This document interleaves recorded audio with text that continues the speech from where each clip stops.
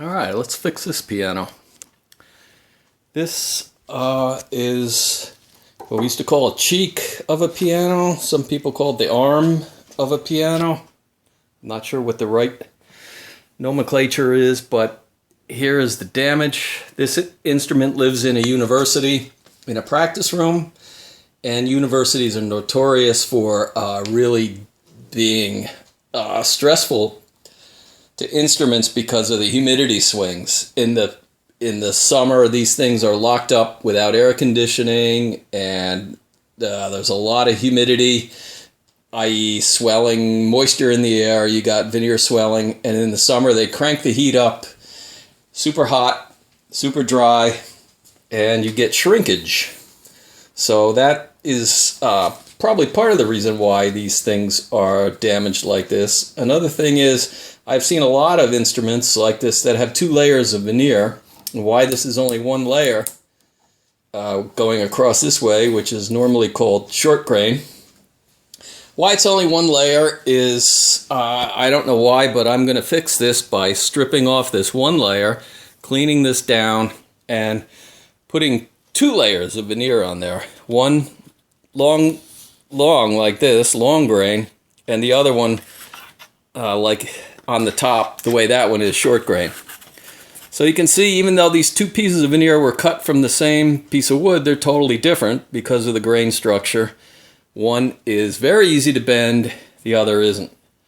So when you have an area like this, it gets challenging. It's not challenging for this piece of wood.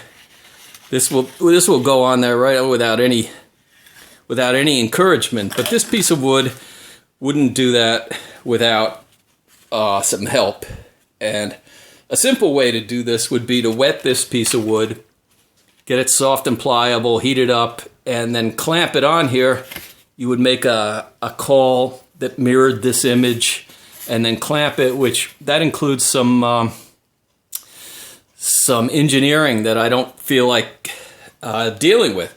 So another thing about veneer is, a very good glue to veneer with is hide glue. And there's a couple good reasons to use hide glue only for this stuff. And this is what hide glue looks like before you add water to it.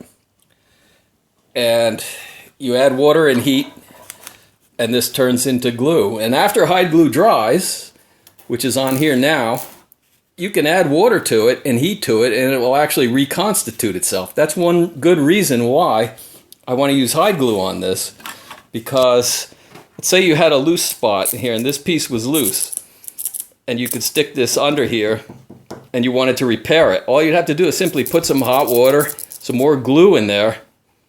You could even put some masking tape on there to clamp it. You don't have to go through a big deal to clamp it.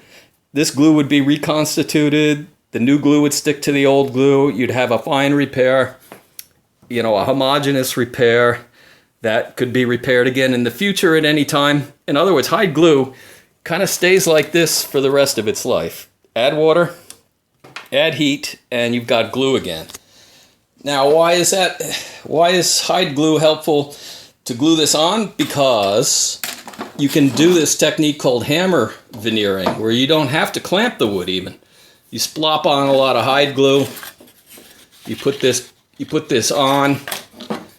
As it's cooling, all you do is work the bubbles out, get any excess out of there, and this doesn't need to be clamped at all. The hide glue will stick, and as it dries, as the moisture in the glue goes out, it'll actually suck the wood together, and it'll be an excellent bond without any clamping, without any engineering of clamps and stuff and figuring stuff out. So the fun part comes in pre-bending this, which I drug out my old pipes from, I built a double bass once, and I used these to make the bouts, where this piece of wood was 2.5 millimeters thick of maple, and I had to bend these, and that was super challenging.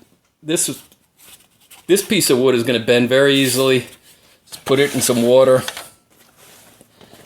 heat this up,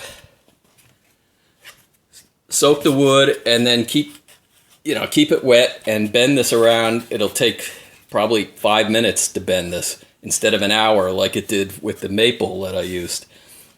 So anyway, then after this is pre-bent and it already wants to just sort of against there, then I'll hammer veneer this layer on, trim it down with whatever chisels and saws and whatever, and then this top piece will be very easy to glue on. It doesn't need any kind of pre-anything. You slop some glue on there and just hammer away. So this is the kind of fun stuff that I like to do, as opposed to all that other stuff that I don't like to do.